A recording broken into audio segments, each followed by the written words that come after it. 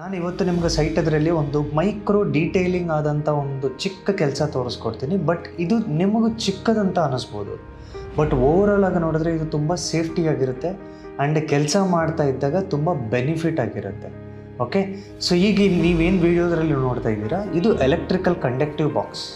Okay, ಈ conductive ಬಾಕ್ಸ್ನ ನಾವೇನು ಮಾಡಿದ್ದೀವಿ ಅಂತಂದರೆ ನೀಟಾಗಿ ಟೇಪ್ ಆಫ್ ದ ಪ್ಲಾಸ್ಟರ್ ತೊಗೊಂಡು ಸೀದಾ ಮುಚ್ಚಿಬಿಟ್ಟಿದ್ದೀವಿ ನೀಟಾಗಿ. So once the plastering then again ಎಲ್ಲ ಕೆಲಸ ಮುಗಿದಾದ್ಮೇಲೆ ಇದನ್ನು ನೀಟಾಗಿ ತೆಗಿಬೋದು.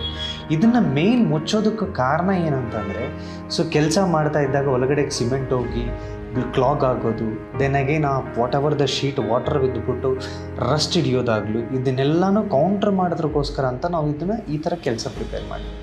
ಇದು ಮೇ ಬಿ ತುಂಬ ಚಿಕ್ಕದು ಅನಿಸುತ್ತೆ and it may take a small time, but it will help ತುಂಬ ಲೈಫ್ ಬರೋದ್ರಿಗೋಸ್ಕರ.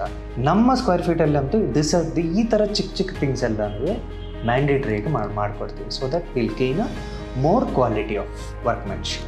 ಓಕೆ, ಸೊ ನಾನು ಎಲ್ಲರಿಗೂ ರೆಕಮೆಂಡ್ ಮಾಡ್ತೀನಿ, ಮನೆ ಕಟ್ಟೋರಿಗೆ ಈ ಥರ ಮೈಕ್ರೋ ಡೀಟೇಲಿಂಗ್ನ ಸ್ವಲ್ಪ ಗಮನ ಇಟ್ಕೊಂಡು ಕೆಲಸ ಮಾಡಿಸ್ಕೊಳ್ಳಿ. ನಮ್ಮ ಸ್ಕ್ವೇರ್ ಫೀಟಲ್ಲಂತೂ ಈ ಥರ ಚಿಕ್ಕ ಥಿಂಗ್ಸ್ ಎಲ್ಲನೂ ಮ್ಯಾಂಡೇಟ್ರಿಯಾಗಿ ಮಾಡಿಕೊಡ್ತೀವಿ. So that will gain a more quality of workmanship. So ಮತ್ತೊಮ್ಮೆ ಸಿಗೋಣ ಇನ್ನೊಂದು ವಿಡಿಯೋದ್ರಲ್ಲಿ. Thanks for your time.